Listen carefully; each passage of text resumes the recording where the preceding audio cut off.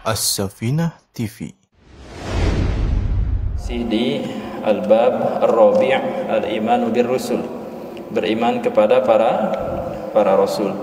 Dan kita sudah sampai di Ad-Dhabitul Khamis, poin yang kelima, yaitu tentang mukjizat para nabi yang paling terkenal. Artinya yang paling mungkin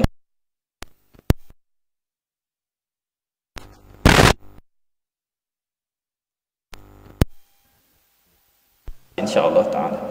Ikhwas sekalian, as-sadis di antara mukjizat yang masyhur yang nomor 6 adalah al-'asa wal yad, tongkat dan tangan, diberikan kepada Nabi siapa? Nabi Musa alaihi salam, ya. Al-'asa atau tongkat dan tangan. Jadi tongkat ini ikhwas sekalian, Allah Subhanahu wa taala berikan kepada Nabi Musa alaihi salam. Tongkatnya tongkat biasa. Sekali lagi, tongkatnya tongkat biasa. Jangan pernah berpikir untuk mencari di mana DP tongkat. Ini kebanyakan orang sekarang seperti itu, ya.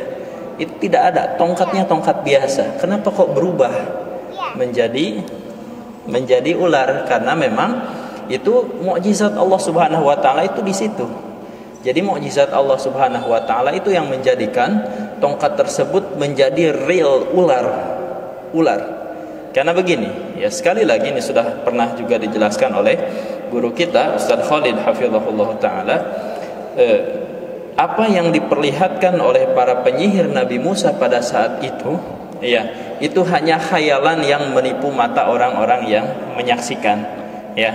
Hanya Allah Subhanahu wa taala berfirman, yukhayyalu ilaihi min sihrihim annaha tas'a, ya. Dihayalkan kepada mereka bahwasanya tongkat-tongkat atau tali temali milik para tukang sihir ini dihayalkan kepada mereka bahwasanya mereka atau benda-benda tersebut bergerak, tapi pada hakikatnya tidak bergerak.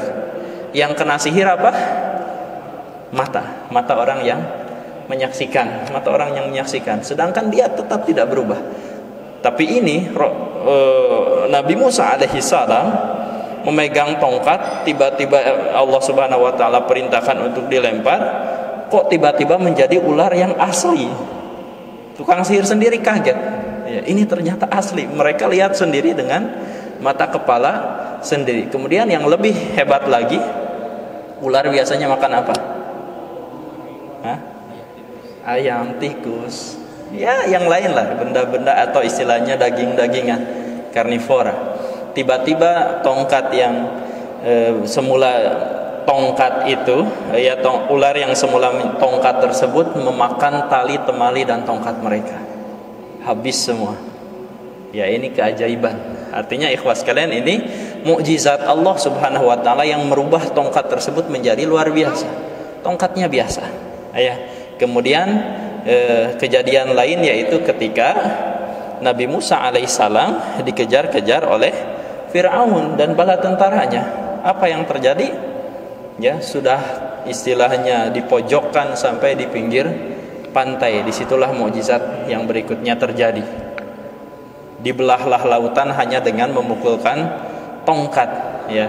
Kemudian tangan. Apa yang terjadi dengan tangannya Nabi Musa alaihissalam? Ya, bagaimana? Takhruj bayda'a min ghairi su. Tangan tersebut berubah menjadi putih. Jadi hanya dengan dimasukkan di tangan saja berubah menjadi putih. Dan antum harus tahu ciri fisik yang disebutkan dalam beberapa hadis berkaitan dengan Nabi Musa alaihi salam. Warna kulit Nabi Musa alaihi salam itu kemerah-merahan, dan wajah tegasnya itu yang paling tampak dari Nabi Musa alaihi salam.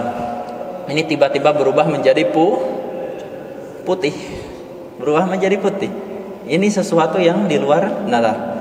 Ya, ini mukjizat dari Allah Subhanahu wa taala. Kemudian as-sadis ibra'ul akmahi wal abrasi wa ihya'ul mauta biidznillah, yaitu menyembuhkan orang-orang yang buta, orang-orang yang kudisan, ya, orang-orang yang kudisan, dan menghidupkan orang-orang yang sudah mati dengan seizin Allah Subhanahu wa taala. Diberikan kepada siapa?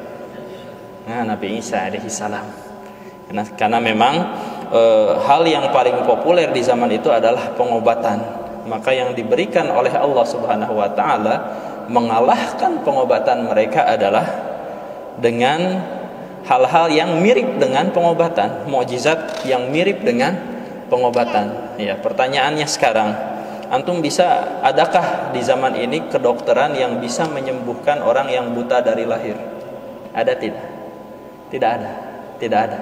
Ada proses lain namanya transplantasi mata. Diambil dari mata antum dipindah ke mata ini. Itu baru bisa. Itu pun dengan pengaturan yang ketat, syarafnya harus tidak boleh rusak segala macam. Peraturan-peraturan yang sulit. Tapi ini Allah Subhanahu wa taala jadikan begitu saja. Wal abros. Abros itu apa? Al-bayad. Al-bayad itu bagian penyakit putih di kulit. Mirip apa? Iya, Masya Allah. Langsung tahu ya, penyakit lokal. Tapi ini sekali lagi bukan sekedar itu.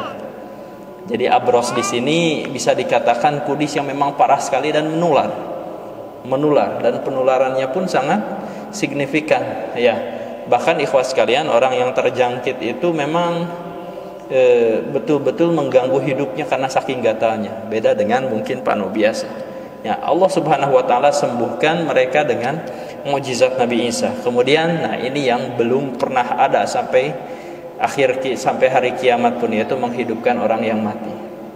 Dokter sejago apapun spesialis ini dan itu tidak akan pernah bisa menghidupkan orang mati.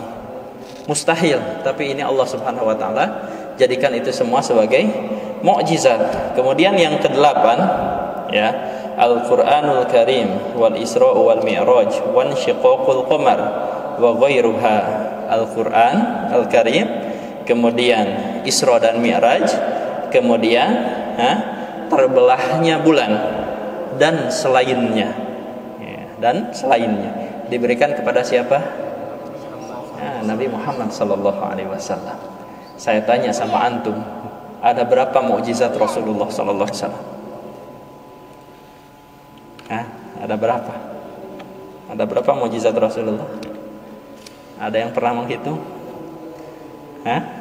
Ada yang pernah menghitung? Iya. Ibnu Taimiyah rahimahullah taala menyebutkan bahwasanya mukjizat yang diberikan oleh Allah Subhanahu wa taala kepada Nabi Muhammad sallallahu alaihi wasallam ada kurang lebih 1000 mukjizat. 1000 mukjizat. Jadi antum mau hitung-hitung ini tidak mungkin, banyak. Jadi tidak mungkin, saking banyaknya memang Ibnu Taimiyah menghitung 1000 mukjizat. Ya. Dan ikhwas sekalian, yang paling agung dan yang sifatnya abadi sampai akhir zaman itu hanya satu, yaitu apa? Al-Qur'anul Karim. Karena sekali lagi susunan Al-Quran yang kita kenal, keindahan bahasanya, kemudian ayat per ayat disusun secara sedemikian rupa sampai membentuk surat-surat yang kita kenal sekarang, itu belum ada di zaman orang Arab pada saat itu. Tidak ada yang bisa. Ya. Jadi ketika mereka mengucapkan syair, ya syair berbeda. Ini tiba-tiba keluar perkataan yang lebih indah dari syair dengan susunan kata-kata tertentu yang enak didengar. Maka mereka pun istilahnya tidak bisa mendatangkan yang semisal. Syair misalnya di antara mereka, saimtu takalifal hayati wa man ya'ish famanina haulan la aban laka yas'ami. Itu syair biasa saja, isinya pun biasa. Kalau saya terjemahkan yang barusan apa? Saya hidup, saya bosan hidup karena Allah berikan saya umur 80 tahun. Apa istimewanya? Bosan hidup.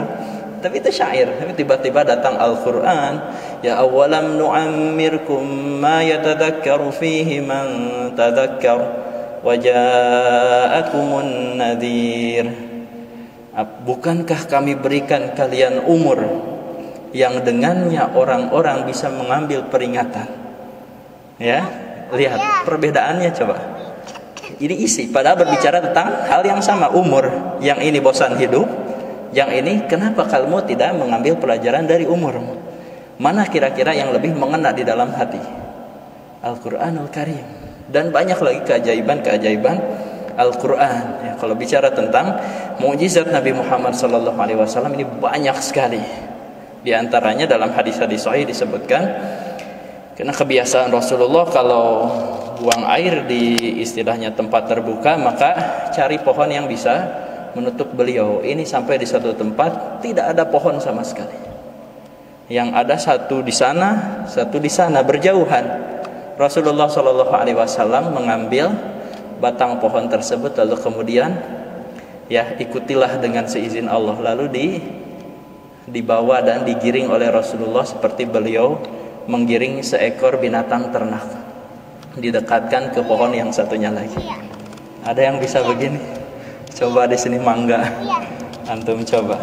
Ya, subhanallah, didekatkan sampai dekat di kedua pohon tersebut.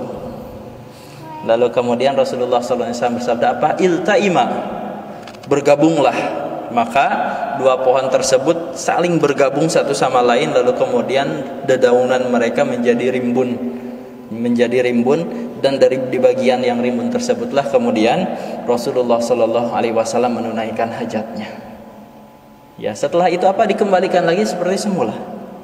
Ya, dan subhanallah, banyak yang ini disaksikan oleh para sahabat sendiri, tempat-tempat yang mereka datangi bersama Rasulullah Sallallahu Alaihi Wasallam, itu batunya, pohonnya itu mengucapkan salam kepada Rasulullah SAW.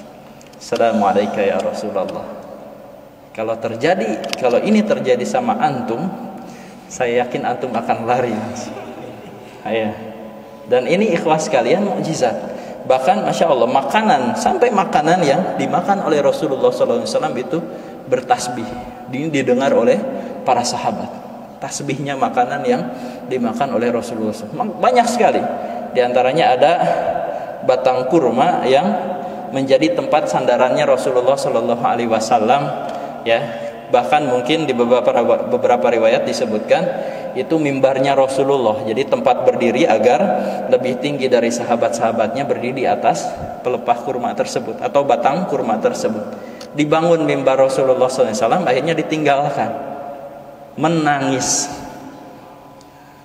Yang mendiamkan siapa? Rasulullah SAW. Ya, kalau kita cup gitu kan. Ya, istilahnya seperti itu, mendiamkan. Walaupun tidak seperti itu. Dan ini ikhwas sekalian, masih banyak lagi. Bagaimana air keluar dari jari jemari Rasulullah.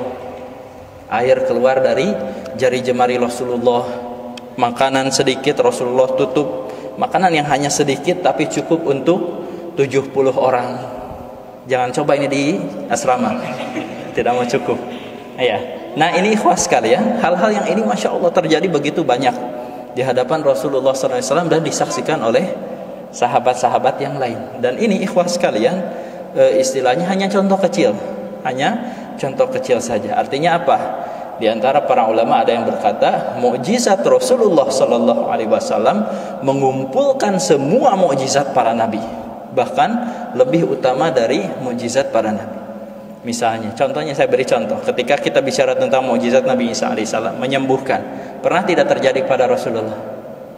Pernah. Salah seorang sahabat, kalau tidak salah Abu Talhah, matanya keluar di perang Uhud kalau tidak salah, matanya keluar. Rasulullah SAW memegang mata tersebut kemudian mengembalikannya ke tempatnya. Ada yang berani dikembalikan lagi ke tempatnya. Lalu kemudian disebutkan di dalam riwayat hadis ini, mata tersebut lebih baik dibandingkan sebelum ia terkena musibah itu. Ya, ini subhanallah, ini mukjizat dari Allah Subhanahu wa taala. Ya, dan masih banyak hal lain yang disebutkan oleh